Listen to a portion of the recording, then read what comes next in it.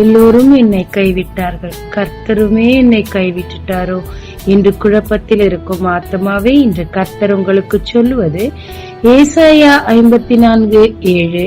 இமைப்பொழுது உன்னை கைவிட்டேன், ஆனாலும் உருக்கமான இரக்கங்களால் உன்னை சேர்த்துக் கொள்ளுவேன். நிபந்தனை வசனம் 5. உன் சிருஷ்டிகரே உன் நாயகர். உபாகமம் 32:11 கழுகை பற்றின காரியம் உள்ளது.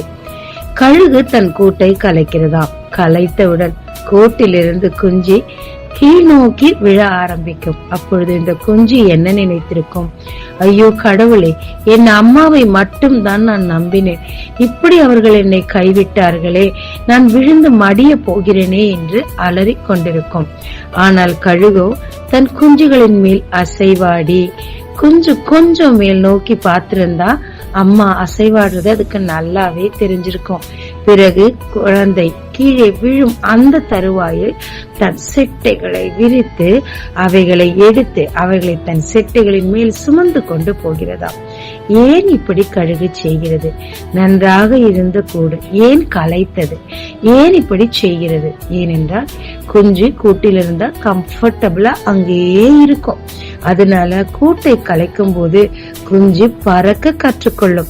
ஆபத்து என்று வந்தால் நான் பக்கத்திலே இருப்பேன். ஆனாலும் தொடர்ந்து இப்படி செய்வதால் குஞ்சு சுயாதீனமாய் தொடர்ந்து பறந்து தன் வேலையை தான் பார்க்க ஆரம்பிக்கும்.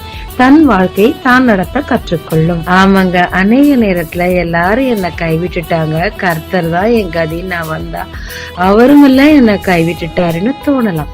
அவர் எப்படிங்க உங்க மேல கைவிடுவாரு? உங்க மேல மனதுருகுகிற கர்த்தருங்க. அப்படி உங்களுக்கு தோணுனா அதுக்கு ஒரே ஒரு காரணம், உங்களை பயிற்றுவித்து அநேகருக்கு பிரயோஜனப்படுத்தத்தானே. ஏனென்றால் அவர் மிகவும் மனதுருகிற தேவன். ஒரு காலம் உங்களை கைவிடுகிறது இல்லைங்க. ஆனா இந்த குஞ்சு கொஞ்சம் மேல் நோக்கி பார்த்திருக்கலாமே. அதே போல உங்கள் சிருஷ்டிகரை நீங்க உற்று நோக்கி பார்க்கும் போது அவரே உங்கள் தேவன், உங்கள் நாயகன் என்று நீங்கள் ஏற்றுக்கொள்ளும் போது அவர் எப்பொழுதும் மரண பரியந்தம் உங்களை நடத்துகிறவராய், முன்மாதிரியாய், உயர்த்துகிறவராய் காணப்படுவாருங்க. ஜீவிக்கலாமாங்க. எல்லாரையும் போல நீரு என்ன கைவிட்டுட்டேன்னு நான் தப்பா புரிஞ்சுக்கிட்டேன்ப்பா. என்னுடைய ஆபத்து நாளிலெல்லாம் நீர் என் பக்கத்திலேயே இருந்திருக்கிறீரே ஐயா. நீர் என்னை பயிற்று விட்டு உயர்த்த காத்திருக்கிறீரே. உம்முடைய பயிற்சிக்கு என்னை நான் ஒப்பு கொடுக்கிறேன். என்னை உயர்த்துவீராக. இயேசு மூலம் பிதாவே, ஆமென். இயேசு கிறிஸ்துவின் நாமத்தில் இந்த நாளில் உங்களை ஆசீர்வதிக்கும் ஜீசஸ் விஷன்.